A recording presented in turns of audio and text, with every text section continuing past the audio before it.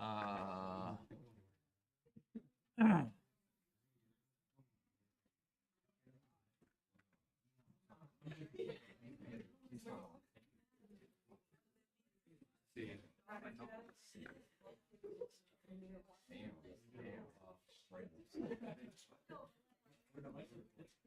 all right, so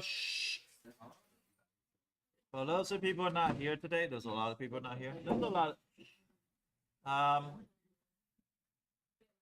Let's talk about today's stuff. Today's stuff is fairly easy, but we're gonna go through a couple questions.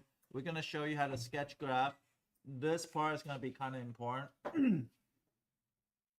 So I am gonna talk about concavity. So concavity, most of people think is easy. I think it's not hard, but you just have to be careful for certain things. Now, what's the best way to categorize concavity? Concave downward and concave upward. You learned that last year, but what does your teacher teach you?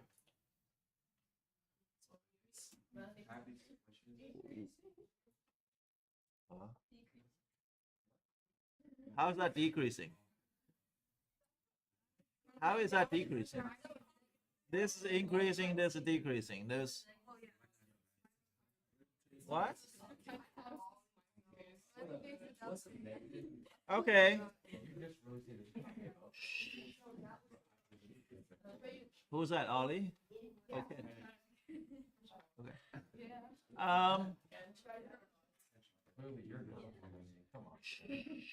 All right, concavity. So something like this. Now, some people just say smile face or sad face, and that's fine.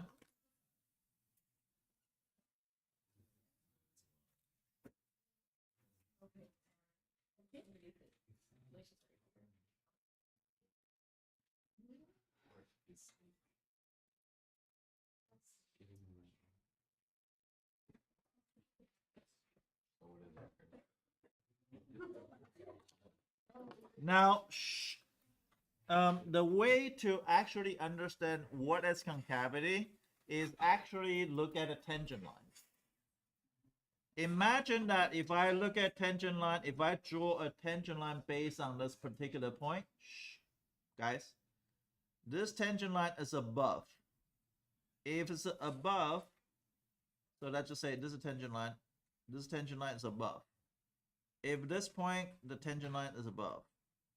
At this point, the tangent line is above. Do you see that? That's all concave down. At this point, even this still above. But when they sum it along here, it becomes very vague. And then if you look at this part here, the tangent line also then becomes below. That's concave up. And this concave up. This concave up. So depend on your tangent line. Your tangent line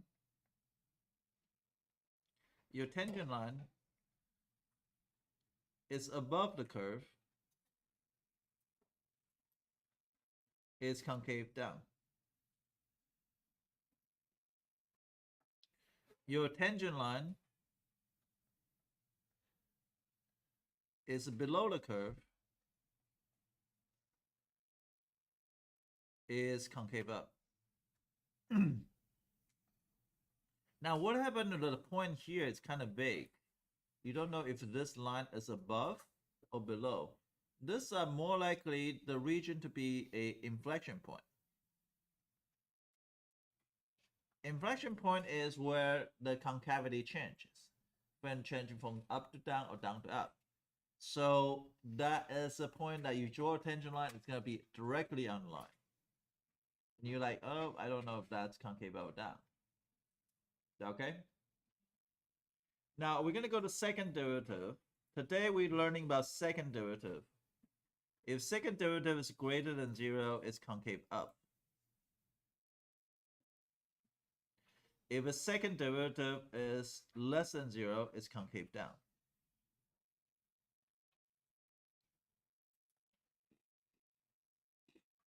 And that's the only thing we're learning today. And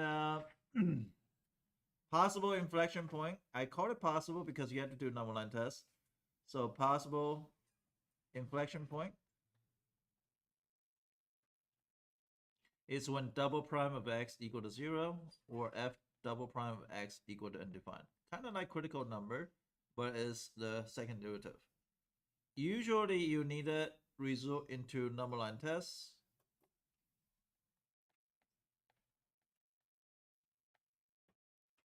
So how do I justify, you know how to justify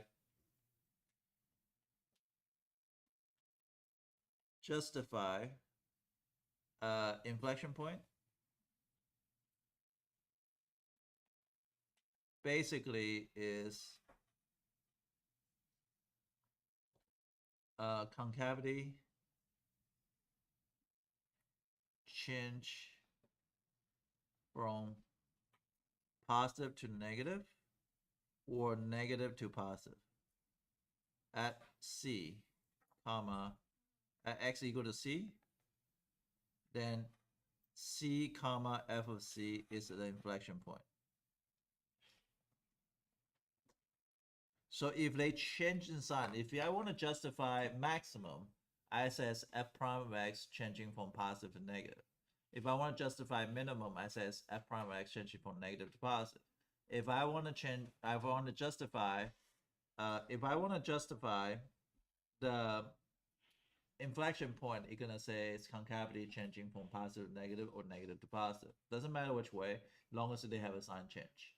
So that's how you earn a justification points on AP exam. Okay. With that being said, that's the only thing we're gonna learn today. We're gonna do a couple practice problem, and I'm gonna see how you guys doing.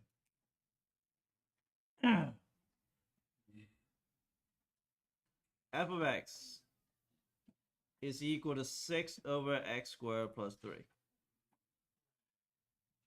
My goal is, I don't care about the first derivative so much, but I can. So your goal is to find first derivative of x, do a number line test on it, and do second derivative of x, and do number line test on it. But the first derivative, remember, this looks like a quotient. But there's 3 situations you should avoid quotient. If it's constant on the top, it'll be easier to do chain rule. If it's constant on the bottom, it's just easier to do constant multiple rule. If there's a monomial on the bottom, you can split. But this is not monomial, so you cannot split. So what can you do? Can you take the first derivative correctly and second derivative correctly? Okay, you're gonna do that. I'll give you a head start, 3 minutes.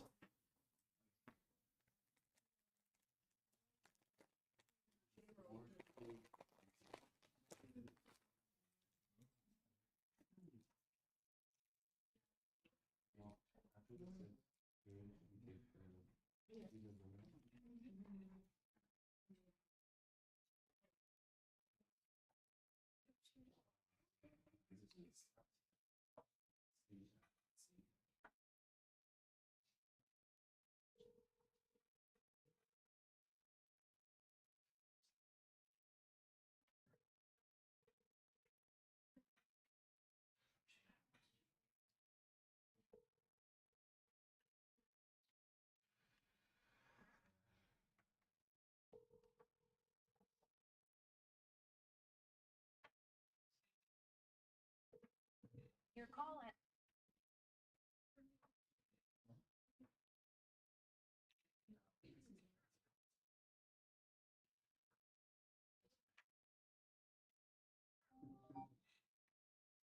Two 仔在外面是不是？哦，OK OK，他自己回来了。哦，OK，哼。I did? Oh, I opened it. Oh, okay, okay.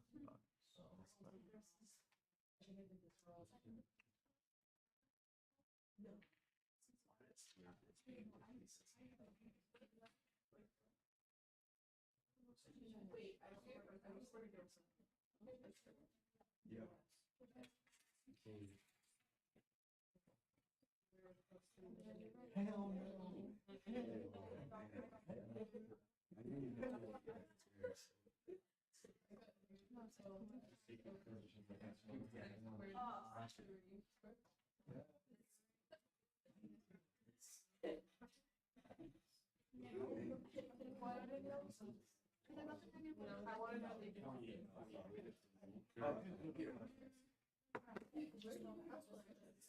Please don't do quotient rule the first one because I think it's harder.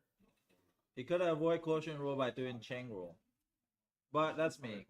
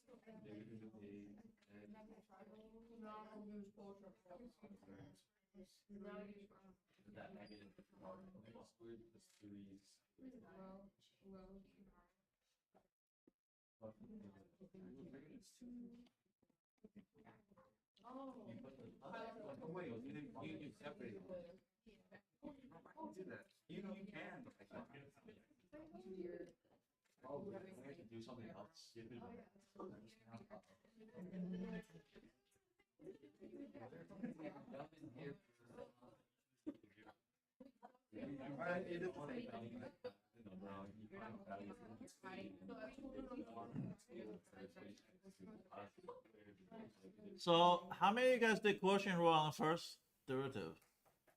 I don't think I will use that. I would just change that to x squared plus 3 to the negative 1 power. I feel like that's a little bit easier because that's going to be negative 6 x squared plus 3 to the negative 2 to the second power times 2x. So that will be negative 12x over x squared plus 3 to the second power like this. If I were to do number line test here, I would just do 0. Why 0? Because x squared plus 3 on the bottom is always positive, right? So then I will plug in negative number. So just negative 12x. What happens if you plug in negative number? And what happens if you plug in positive number? So it's going to be increasing and the decreasing. Is that okay? Is that all right? Now I'm going to go to second derivative.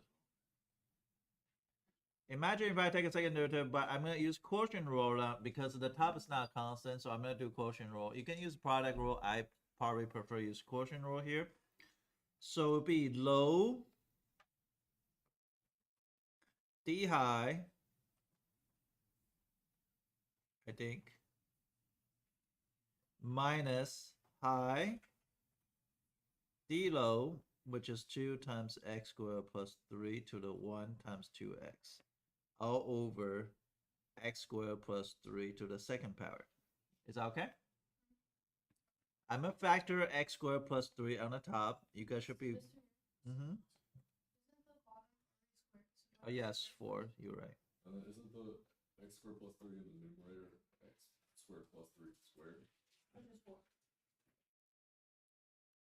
This one, oh, low D high. I'll make a lot of mistakes. Thank you. So I'm gonna factor out 12 here, and whatever I have factored left, I'm gonna have minus times x squared plus 3.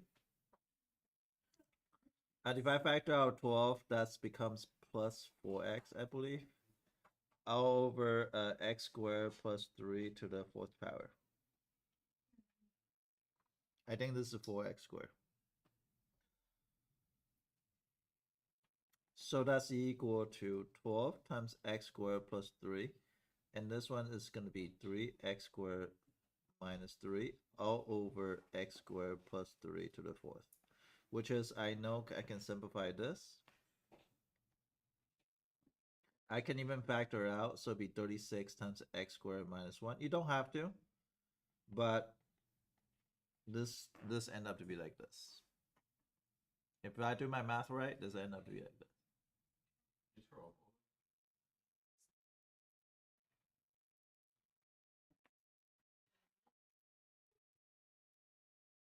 is 36 times x squared minus 1 over x squared plus 3 to the third power. How many of you guys got this far? Yeah. Why did you do the number line test in the first one? Because I will show you why. Because I can do a second derivative also. Because it's pretty easy to do. I'll just go ahead and do it. Because I'm going to show you how to graph it.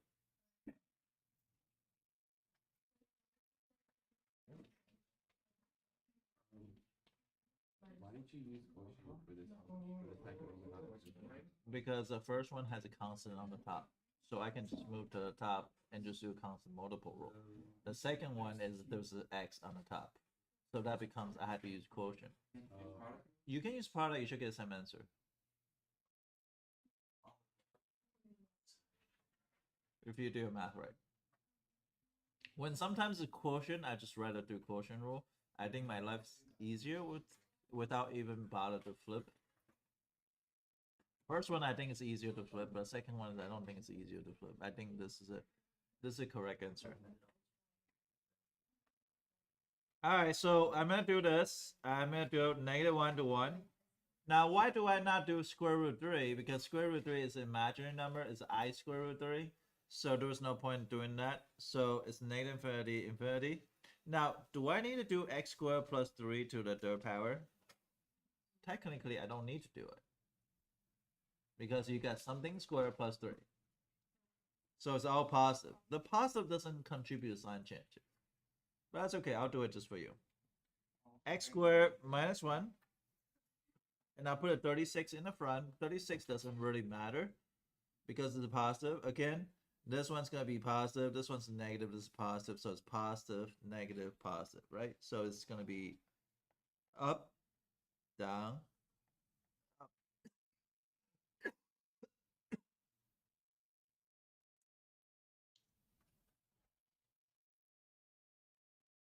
So there is a maximum here. Where's the maximum coordinate? If I plug in 0 into the original function, it's what? 0 comma what? 2, right? Right? This is a maximum. Would you say? Good. What happened here if this one is an inflection point, right?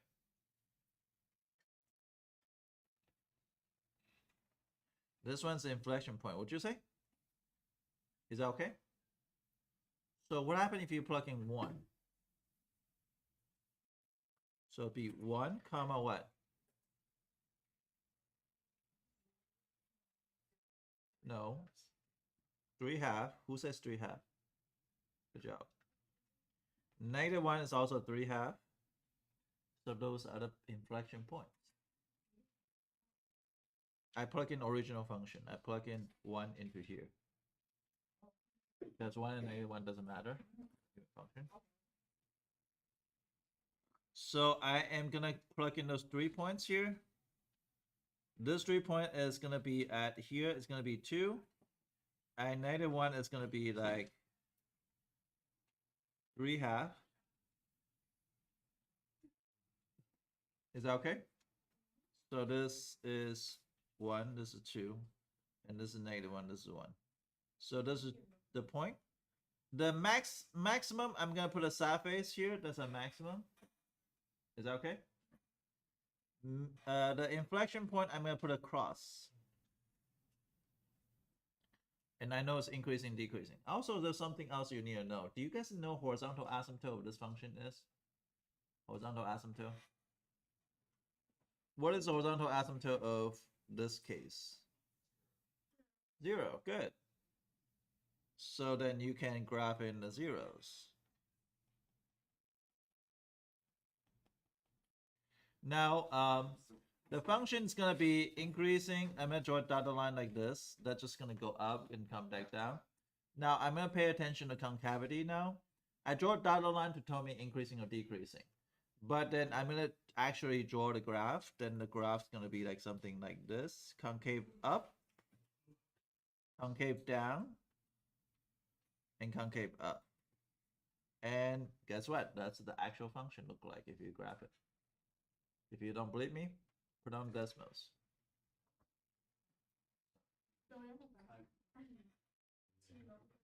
What? Does that make sense? That sounds like a very second derivative. Sure. Just got a comfortable chair. We just gonna find it.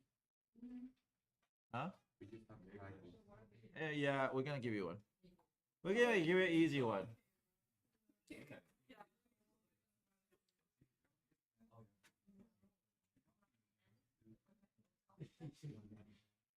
Okay, so this one, I'm gonna give you some objective. Can you find x-intercept? I haven't even found the second derivative.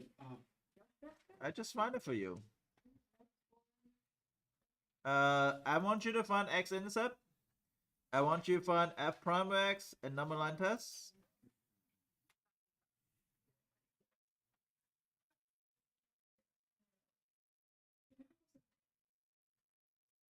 And I want you to do the second derivative and number line tests.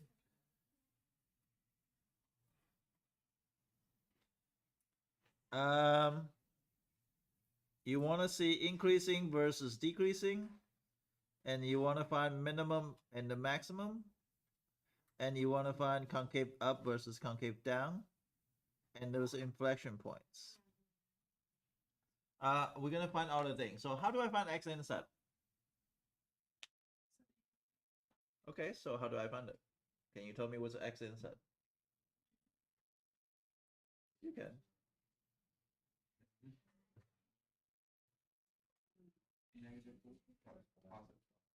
And what?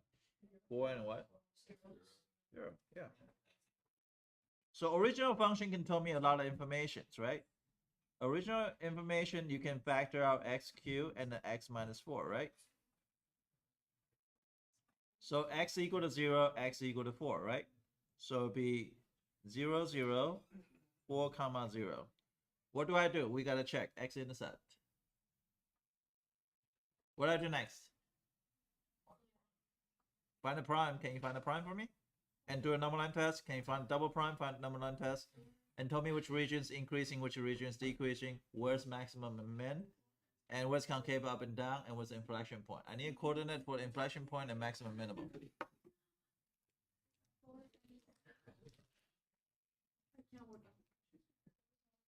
No pressure.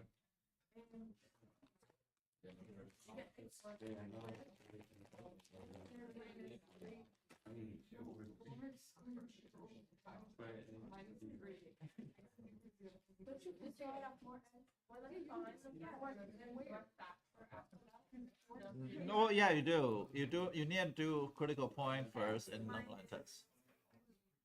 You factor after you take a delta.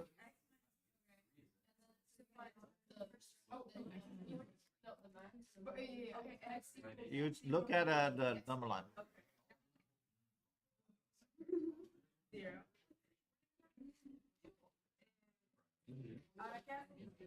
You plug in the numbers. Entonces,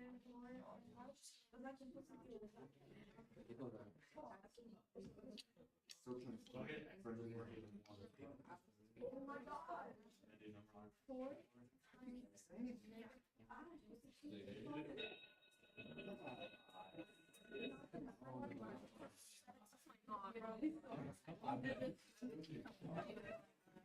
times.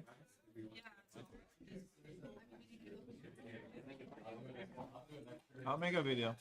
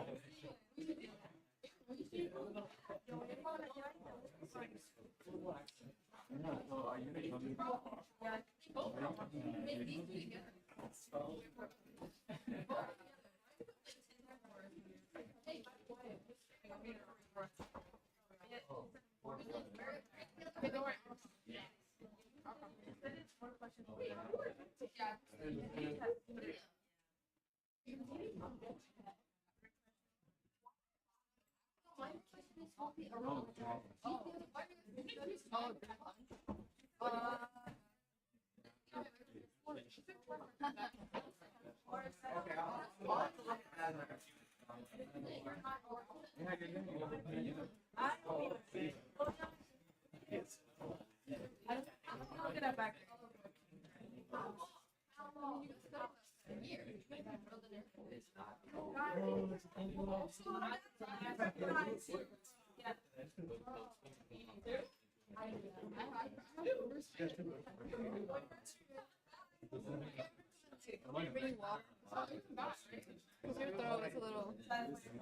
Oh, I appreciate it. It's okay.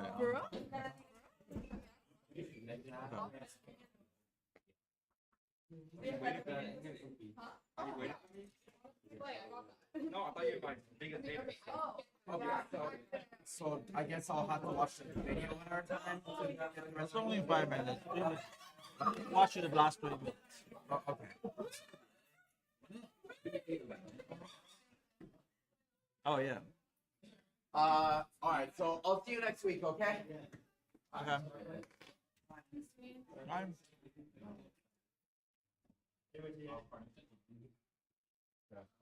I didn't like the homework. That was hard homework. No one didn't like the homework. It wasn't very nice. Well, nothing that like. I enjoyed the first 2 questions and I just gave up. 2. I'm happy with first 2. But I just, whenever I would reach the borderline, I would just think the whole, because I feel like it's too much work to like plug in everything and know the signs. If you practice a couple times, it becomes easier.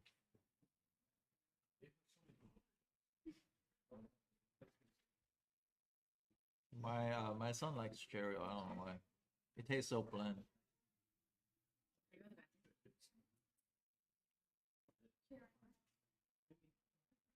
I didn't finish homework last night. That's fine. It's hard homework.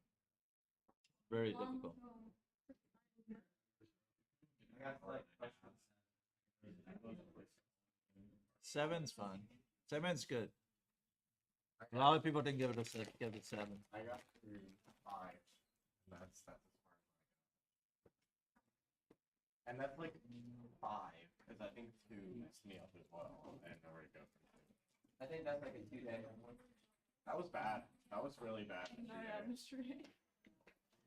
Like, we don't even need homework tonight. What is it? I like the little Homework chocolates. lesson? Bro, I started at 10. Go on. Worst decision of my life. Look at this. I did homework like I started 7:17. Thank you. They remind me of, because they used to sell them in the old. Do they have caffeine in them? In the Saudi Arabia? Yeah. Really? This candy? Yeah. For what? Really? Girl. Isn't it like, yeah, it's coffee. It tastes like when my grandma Are had you it. playing like SUCS? And it also reminds me of my grandma. She also always Early action? It's really good. No. It tastes like really genuine. Yeah, but regular. Okay, but you like need to do it because that's how you support your character. The stars and sparks. No, guys, what? Stars and sparks. What? How you know? It's like a lesson where you have to secretly or your stars is for stars, and then you're not even you have stars. Stars is like a website. So it's F or big website. So stars is embedded in UTF and stars is a whole other website. Well, they thought I brought it up. Well, if you're not doing early action, fine, but just get it done. Yeah, honestly, it doesn't even take. It's just copying and transferring. Just get it done. I thought was like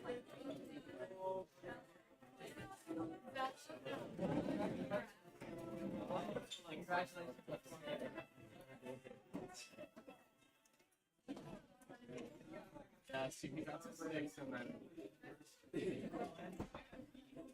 And I just started to. I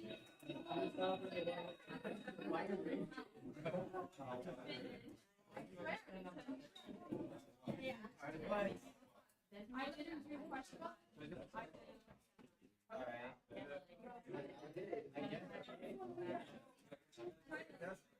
I didn't want to take that much time on it.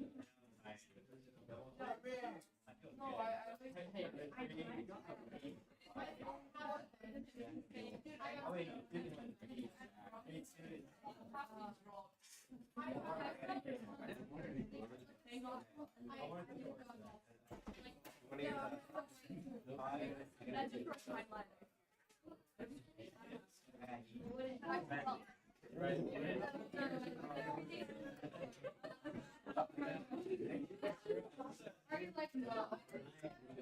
You and your freaking whiteboard.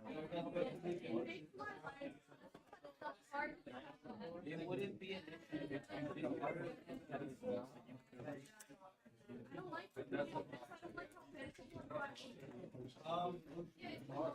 Yeah.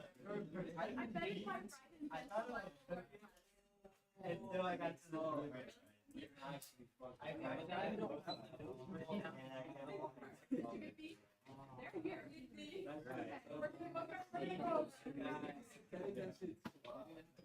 I don't know how to do that in 8. I get started. I was like, oh yeah. I don't know when you fix it. Yeah, it's like when I got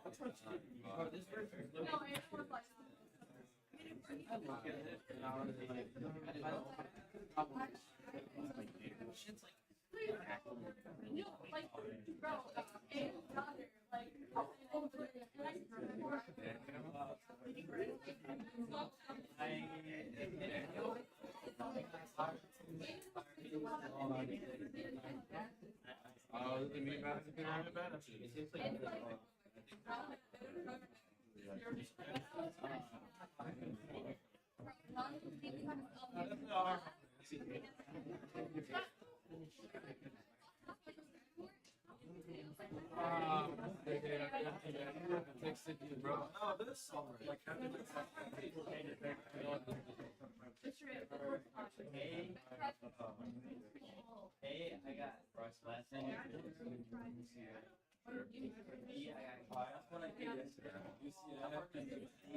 Alright, so let's start with the first question. First question I did on board here was, I think Jacob asked me. We went through here. You have to be able to minimum do the first step. Also, when you do homework, pick the question you know how to do first. You build more momentum. Just do it that way. Pick the question you know how to do first. And because some of the questions are fairly easy, but this is one that's kind of hard. Because if you take a derivative, there is a chain rule and product rule 10 times. Take a 4/5, this is negative 1/5, and leave the second one alone. First one, and the second one, you have to do a chain rule, but it's times 1, but it's times 2.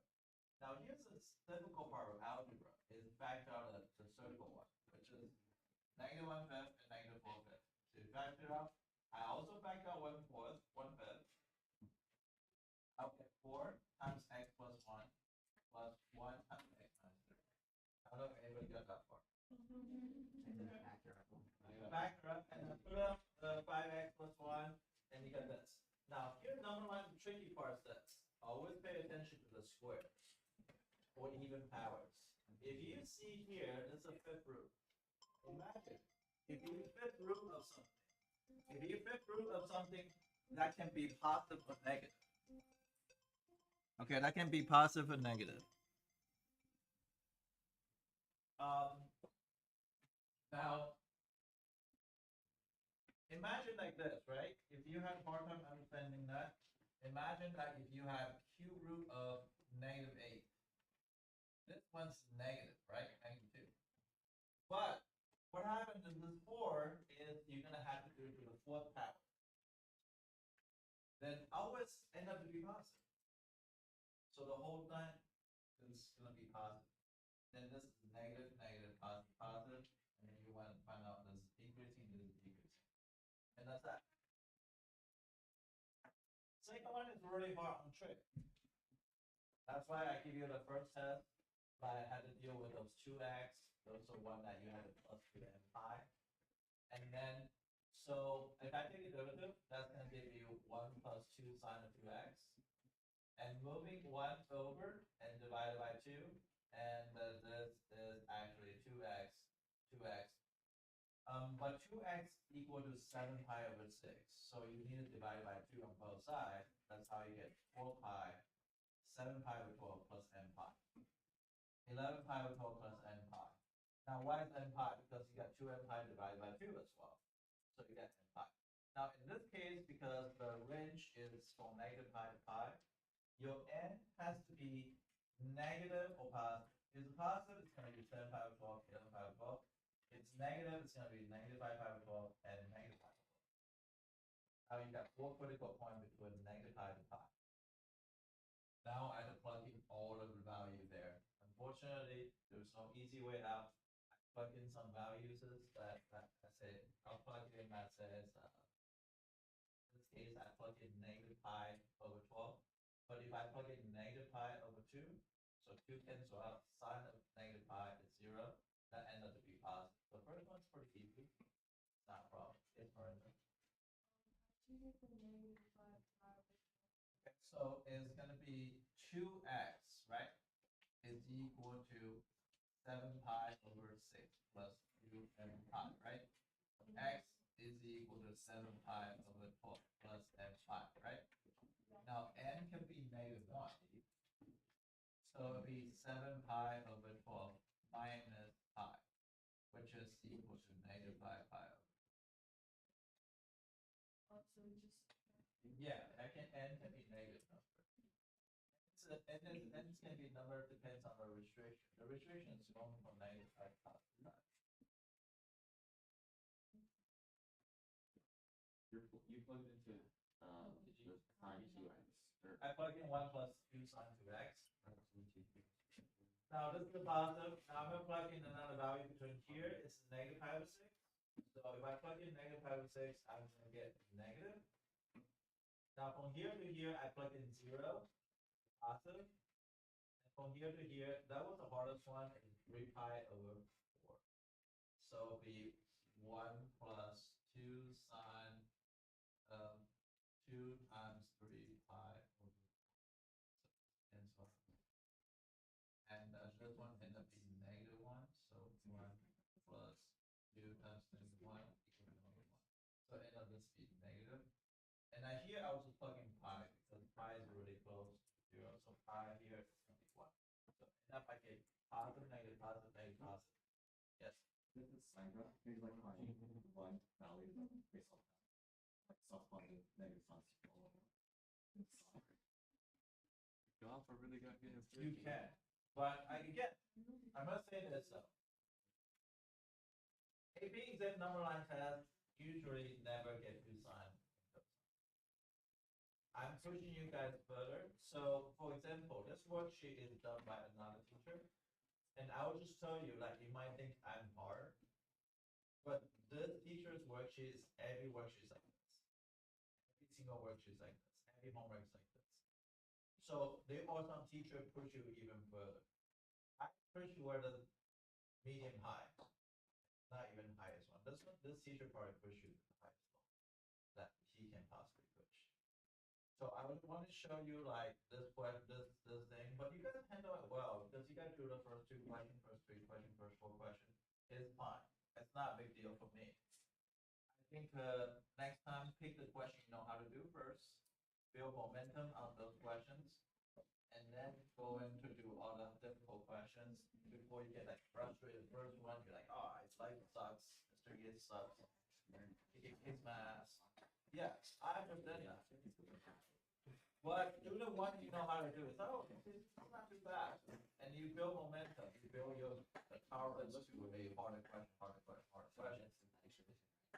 You don't go like for example, he's a wrestler. He's he's gonna go to like the strongest guy and then go to college and you're gonna wrestle him. No, you're gonna start with the least rank of a person and then you're gonna beat him, you beat the next person, you beat the next person. Because you go against the bad guy, you're gonna get frustrated.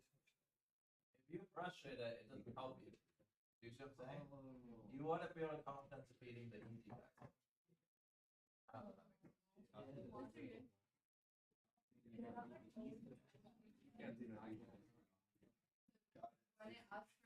No, because yeah, I want to.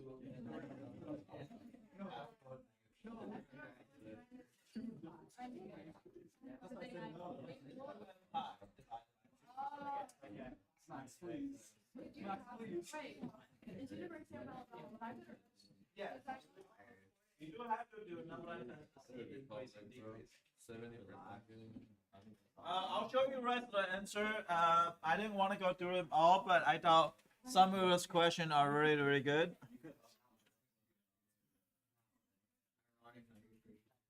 Yeah. What? You should upload the file. Yeah, I can. So what happened is, this is the first one.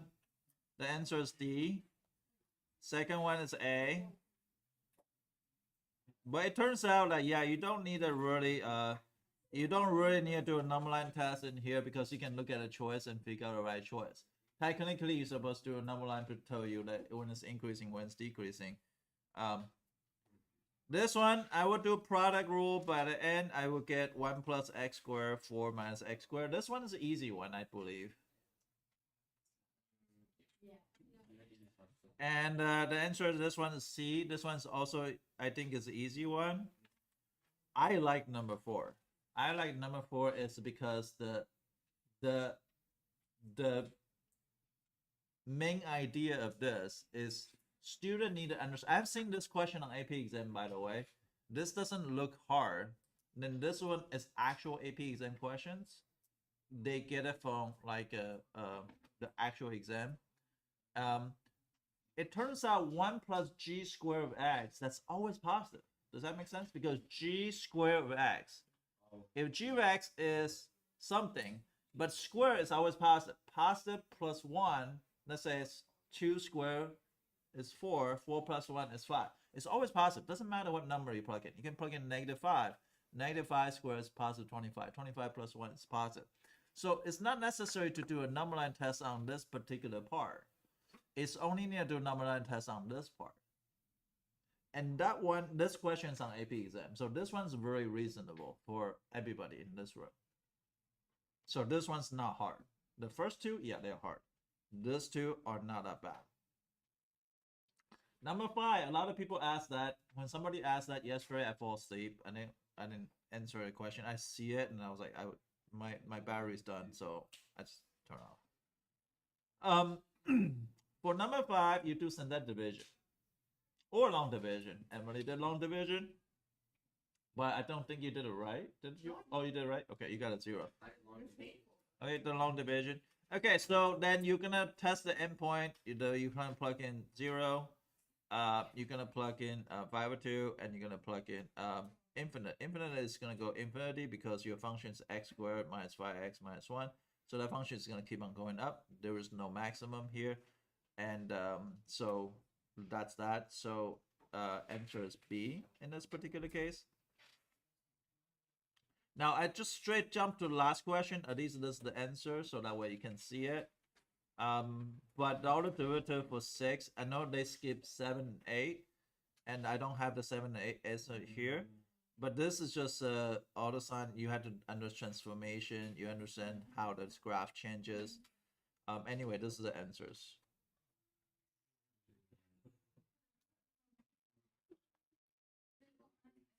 Now this is the work for all the critical number. I think 6a, very easy. I don't know if 6a or 7a. I don't know which one this is. 7a is very, very easy. 7b, okay, it's a little bit tricky. 1 over x, but derivative 1 over x is 1 over x squared. Solve for 0. Second one should take 2 minutes. Third one, about 2 minutes. The fourth one, the D, that one's kind of hard because you need quadratic formula. And quadratic formula end up there's no critical value here, which is critical number you only had to test is 2, I believe. E, please know how to take a derivative of this. The bubbles, right? The bubbles like that. 2 cosine of 2x, 1, negative sine of 2x times 2.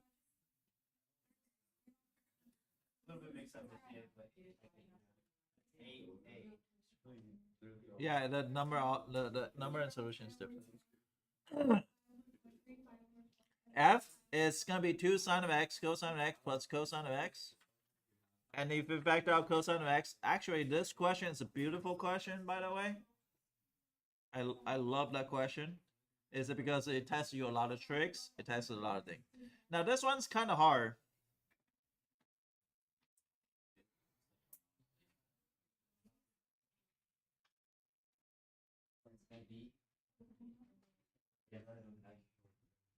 Now this one is a little bit hard. If you cannot do this one, I think this two is very important on AP exam.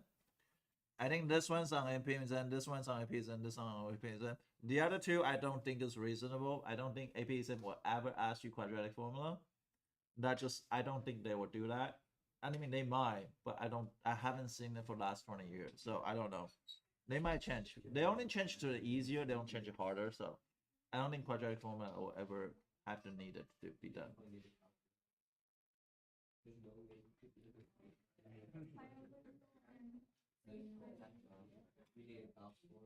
Yes. For 7C, Where do you go? it's like x equals 0, right? But why do you not set the denominator equal to 0? Denominator equals 0 is asymptote. It's a vertical asymptote, so there's actually no points.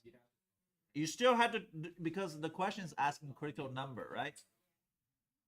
But there's no number existing. So Olivia asked a very good question. It's because you look at original function x squared minus 9, x cannot equal to positive negative 3 because that's an asymptote. So therefore, there's no number even there. They are asking for critical number, which is derivative equal to 0. But derivative equal to 0, if you look at original function, if it's 3, then it's actually undefined. So there's actually no number. Does that make sense? Yeah. Okay. Good question. Any other question before I move on? I'm gonna move on to today's stuff because I think today's stuff is kind of important. Concavity, yes. Oh.